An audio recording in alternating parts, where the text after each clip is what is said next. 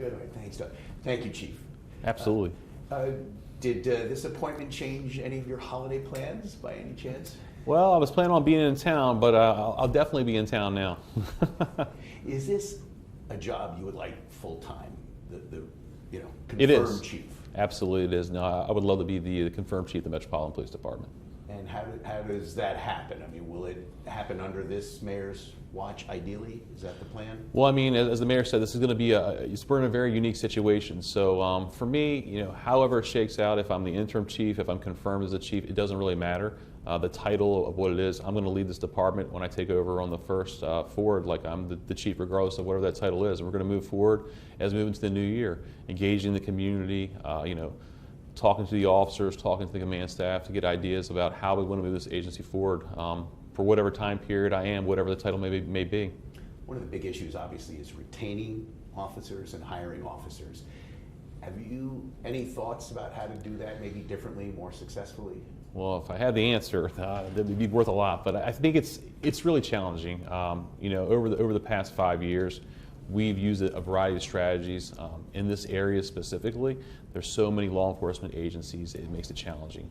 But to your point, not only to recruit new talent in, but to retain the people that have been here is really important. So we're going to look at any kind of different ways we can to work together to get more members that are here, also to increase the morale to help retain people that are here. How would you describe the morale right now? I think right now, it's a time of transition, and any time that you have transition within the agency, there's uncertainty about what's going to happen, what's going to move forward. So that's why I think it's so important to not only to talk to the community, but talk to the officers and get out on those roll calls, get some ideas to reassure them, let them know the direction that we're moving forward. When you hear the president say prior to the surge that, this was a horrible city, dangerous, how did that affect you and the rank and file officers? And now that it's the safest city because you've had an influx of National Guard and for a while there, federal law enforcement, the psyche of you and your fellow officers? Yeah, I mean, I think policing in general, I mean, it's a challenging profession. Policing's changed a lot over the last 10 years as things have happened across the nation, as there have been different movements and things like that. So I think being a law enforcement officer is very challenging. It takes away a lot of time from your family, from other interests. So it's a lot that you give, but you get a lot from it as well. The relationships that you build with the community, the relationships that you build with your fellow officers. So it's really important to me to make sure we continue to work towards that. There's always going to be critics of the police department and how we do things. For us, we're always trying to adapt. We're always looking at innovative technology and strategies to address crime, to keep moving things forward. And what's your position on working with the Trump administration, whether it's simply National Guardsmen and women or another surge at some other point? Sure. So, I mean, here at the Metropolitan Police Department, the nation's capital, we're so unique. We have the opportunity to do so many different things, and working with federal law enforcement partners is not anything that's new to us. We work with the National Guard every July 4th for large-scale special events, so we have relationships already established with them. We have relationships with our federal partners because they're here every day, May it be escorting the President of the United States, or working with the Diplomatic Security Service or the U.S. Park Police. We have those relationships. So it's not so much about what administration it is, but we're going to continue to work with them for the overall goal to drive down crime and to engage the community. And we hear crime is down. It's been coming down. The president takes some credit for the surge helping to drive it down almost to nothing. What's your thought about when we hear about, even though crime was going down, there was supposedly an effort to change the statistics to make it look like it was even safer than it was, or crime was going down more than it was. Were you aware of this? What should the public know from you about that whole notion that, yeah, crime is going down, but we were apparently, or some were trying to make it look like it was going down even better and quicker? Yes, I mean, I would say crime is definitely going down. I mean, I think the people in the neighborhood can feel the crime is going down. You can see it inside the area. As it relates to the crime stats specifically, obviously it's being investigated not only by Congress, but it's being investigated by the Department of Justice. The mayor also indicated that the district's OIG will also be looking into this. So we'll be taking a full evaluation of all those reports and see what we need to specifically do moving forward as we go into the new year. Regardless of what those reports say, we're going to move forward with some things internally to make sure that there is trust in the community and the crime stats. That being new training, increased training for our officers as relates to classification of crimes, some policy implications and technology as relates to the actual reporting, so kind of the mechanical computer reporting system and the checks and balances that are built into that.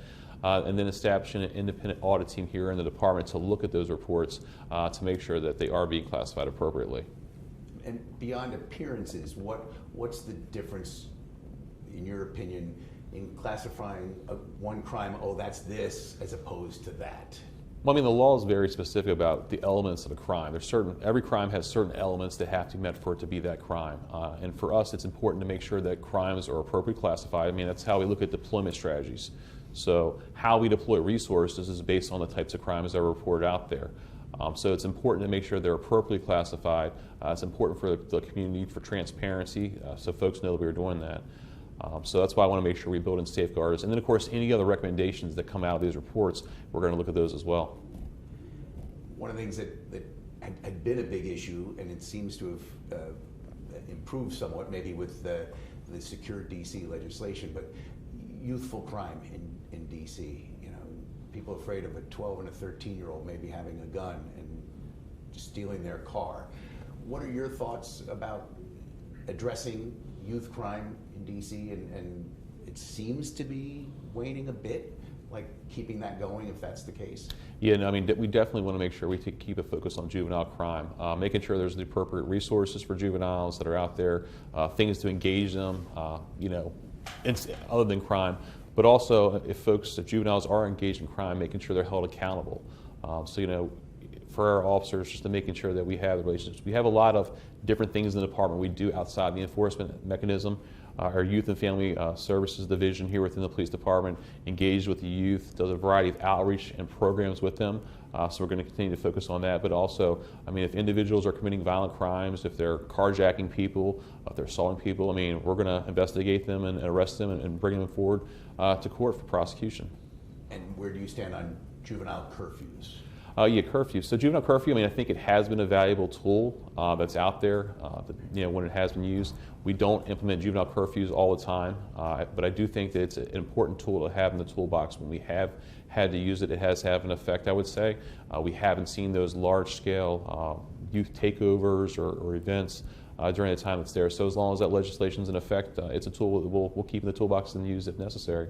And Jeffrey, what are your priorities? If you could hit us with a couple, three. Sure. Yeah, I mean, my priority kind of moving into the new year is to hit the ground running, right? Is to engage the community, to get out there, start listening to people, see what the community wants, how do they want this department to move forward, to engage the officers, getting out in the roll calls, talking to the officers, letting them know what's going on, hearing from the command staff, right? The commanders of the police districts, of the divisions, the assistant chiefs, they're closer, you know, to the officers. You know, what are some ideas they have to move this agency forward? You know, a lot of times throughout my career, as I've kind of moved inside different areas and positions, you know, different things come to mind. You think of ways that, hey, we could improve this, we could do that. Listen to the folks that are closest to it to see how can we make a strategy for the overall department to move forward. I'm very excited. I'm looking forward to moving the agency forward. I'm looking forward to working with the officers, to working with the community to get to know them better. Chief, thanks very much. No, thank you. I appreciate it.